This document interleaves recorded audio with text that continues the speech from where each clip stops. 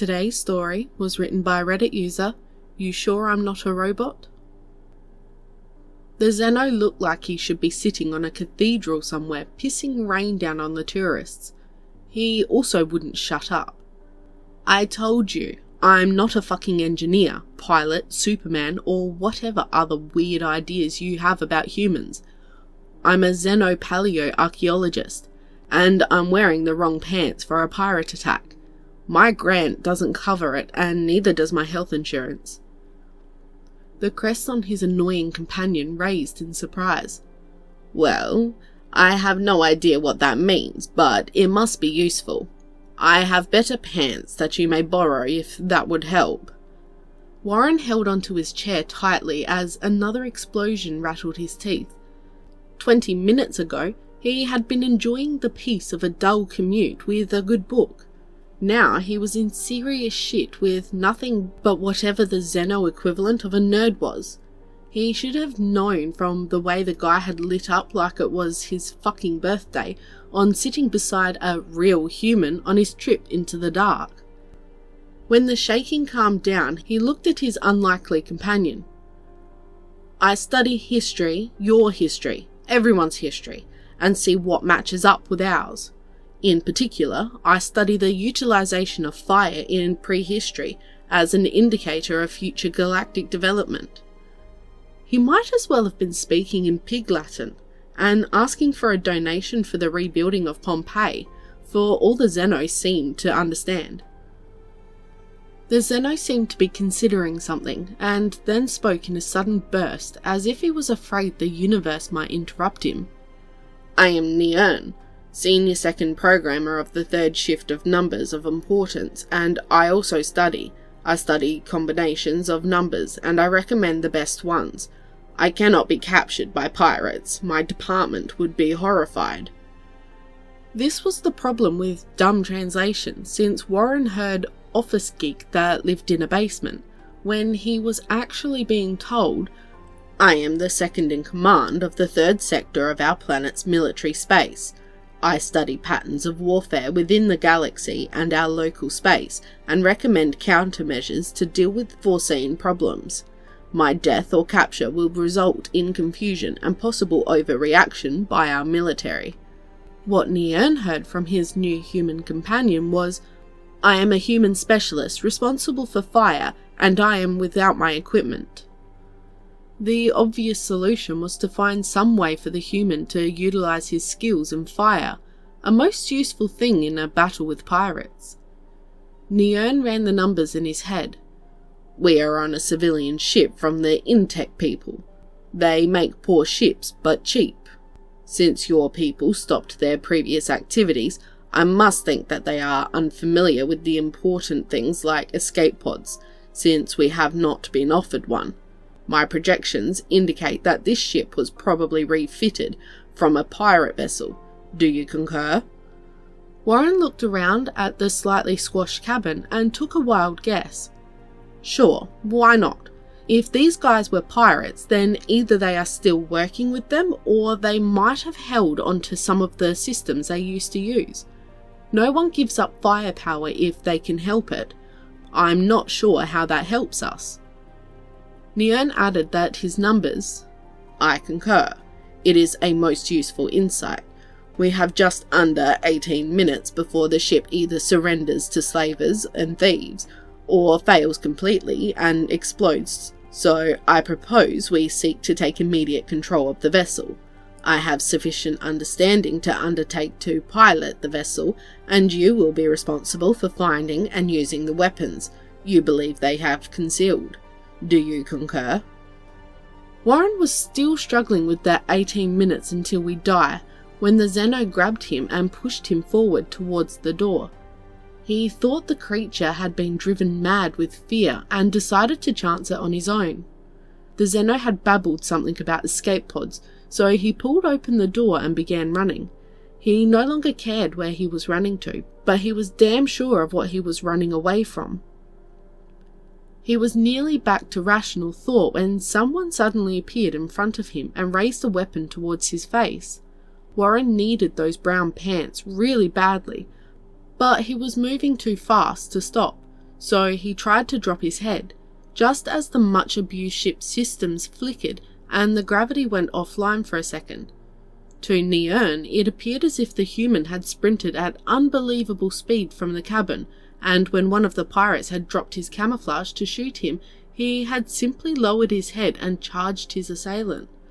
He watched the pirate shatter as the human seemed to fly into him, its weapon thrown wildly and his armor crushed against the corridor wall. He hurried to catch up. Warren took the blow to his head badly and felt blood begin to trickle into his eyes. Without thinking, he pushed the blood away and leaned down to the Zeno he had crashed into. Shit. He couldn't help him and didn't particularly care, but he thought he should not leave the creature with a weapon. He himself had never used one and had no idea of how the thing worked, but maybe he could give it to someone in authority. Later. He began running again, with the gun forgotten in his hand, as the blood and pain narrowed his eyes. How fucking big was this ship anyway? The escape pods must be near the pilot. It made no sense otherwise. "Remarkable," Neon said to the dead pirate. "I have heard the human expression that you never know what will hit you, but I didn't realize it was literal." He stepped over the corpse and followed his fire human. The problem with running around like headless poultry is that it always ends badly for someone. Warren was finding that out the hard way, as he found himself with a bleeding head, a raging headache, and absolutely no idea of where he was on the ship. On the upside, no one seemed to be shooting at him, or the ship. He stopped for breath and began to calm down, and then he heard the footsteps. Someone was coming. Neon was growing more and more curious as his human friend threw himself forward into the maze of corridors without pause. If he was willing to entertain the thought, he would have said the route that he was taking was unusual, but it had evaded all the crew and pirates, and he had brought them safely to the bridge. He had followed the thumping feet as they echoed down the shaky corridors, and until then heard them falter and stop. Good, he had not been forgotten, and his ally was obviously waiting for him to catch up. He reflected that perhaps they hadn't avoided anyone, but that any enemy hearing the thumping human's arrival, seeing it covered in its lurid red blood and casually holding a weapon, had simply gotten quickly out of the way. On the bridge of the unfortunate ship, the Beautiful Bounty, there were two very unhappy captains. One of them was dressed slightly less formally than the other, but they could not be mistaken for anything other than family. Bickering in front of some heavily armed men. "I told you we had a human and a high-value target. The human is some academic, not a warrior, just a teacher. He's not important. We need the local, the command staff guy. He's the one making all the plans around here." The Intech pirate laughed. "Really? Because I can see the same cameras that you can, and the human has already slaughtered one of mine in cold blood, stolen his gun, and is now tearing through the ship looking for the rest of us. He's probably going to be outside the door in a few minutes. I'm done. I'm not fighting a human again. You weren't there. Even if I kill him, the rest of his kind will come looking for me, and they never fucking stop. You do whatever the fuck you want, but me and my men are out of here." The captain of the Beautiful Bounty seemed to shrink. "But I turned off the defenses to do this. I'm screwed. I'll spend years in a penal colony when they read the incident report. The local guy is really important. I'm fucked." He seemed to realize that he had thrown his entire life into the toilet for nothing. If the pirates wouldn't fight, his crew definitely wouldn't, and he didn't want to face the creature alone. He looked at the video as the crazed and bloodied creature ran towards the bridge, towards him. The whole room heard and felt someone, something, run heavily towards the door and then stop. Then silence. The Intech pirate shook himself.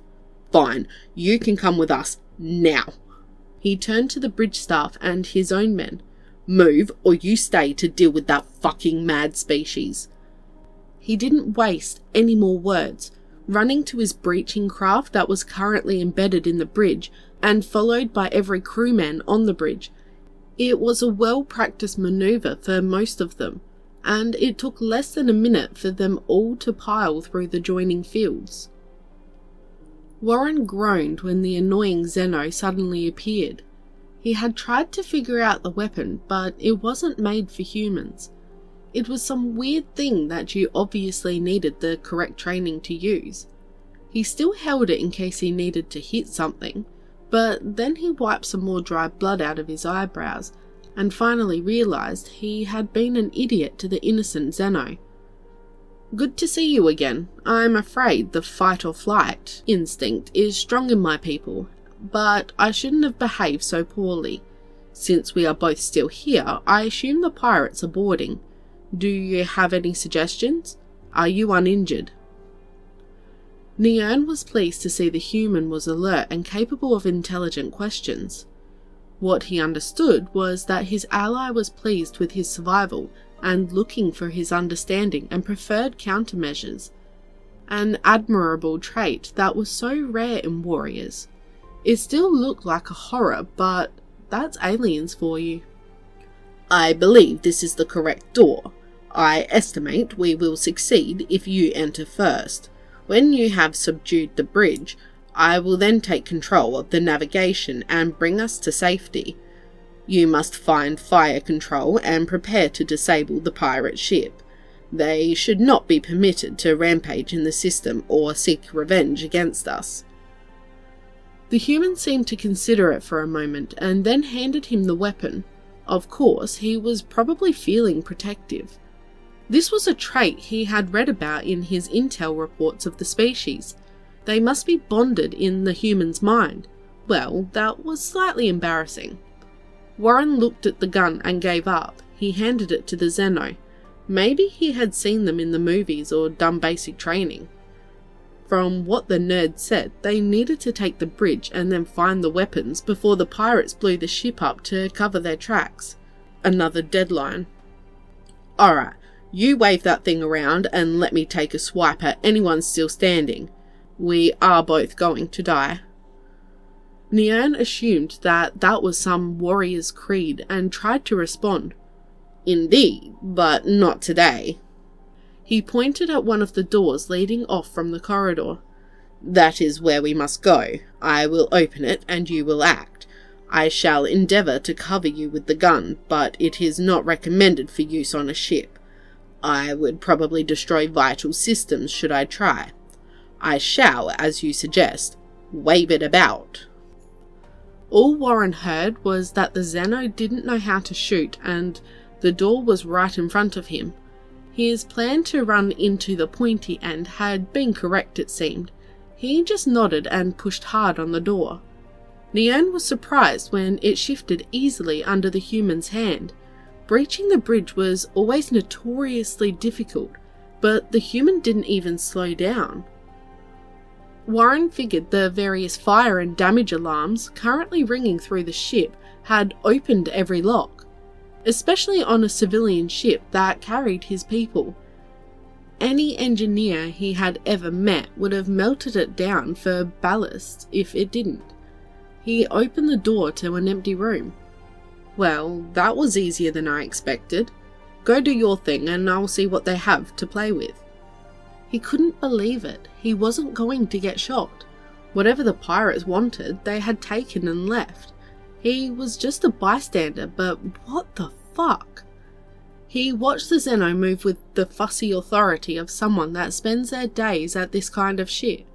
The guy seemed to grow a foot taller when he began programming or piloting, or whatever the hell he was doing. He found a panel on the captain's console. It looked like it had been nailed on, and it was definitely not supposed to be there. It had a big red button and a sign that read emergency in several languages, but most of them were incorrectly spelled. Something that always annoyed him. He hit the button and nothing happened. Surprise! 30 seconds later, he had pried it off to find a small screen and 6 buttons, 4 with arrows, 1 kind of beige and 1 red. He hit the beige one and the screen seemed to flicker until another ship appeared. The pirate? There was no one else for a dozen light years. It even came with crosshairs that suddenly turned green when it thought it was pointing at the right thing. Revenge? His or theirs? Who would ever know? He didn't, but he hit the red button anyway. Neon was struggling with the debriefing. It is as I have told you. Once I had informed the human of our predicament, he acted immediately, killing the first pirate we encountered and seizing his weapon. It then evaded all opposition until it reached the bridge and waited for my instruction. Once we had breached the bridge, he sought out the hidden weapon system and annihilated the pirate ship. I piloted us into safe space, and he immediately disembarked and left for Earth space. I do not understand why you are having issues with this. It is plainly visible on the recovered files, and I have no reason to lie about the event. I was hardly heroic. I took no part except the piloting of the ship once we were safe. The supervisor looked sympathetic. You are aware of their XCC, their central authority for any events that take place outside their space. They report that the human, the one you refer to as Warren, has no memory of any such details. Apparently, a Zeno that was good with numbers looked after the whole thing. He has refused the bounty on the pirate ship and the salvage of the beautiful bounty. Neon didn't have anything left to add, but he could read these numbers. The supervisor continued. The XCC has sent us the documentation signing any and all such claims to you. If the vast amount of money wasn't enough, the humans have also offered you free transport and employment should you choose to move to their space. You cannot work in intelligence for us when a foreign power is taking such a close interest in you. The supervisor stood up and Neon shakily followed. It is the opinion of this commission that you will be transferred into Xeno Relations and provided with a rebuilt beautiful bounty as your ship. Your captain papers and license have been issued along with the bounty on the pirates. Your ship will remain in the control of our fleet until your retirement and then will pass to you. Congratulations, Captain Neon.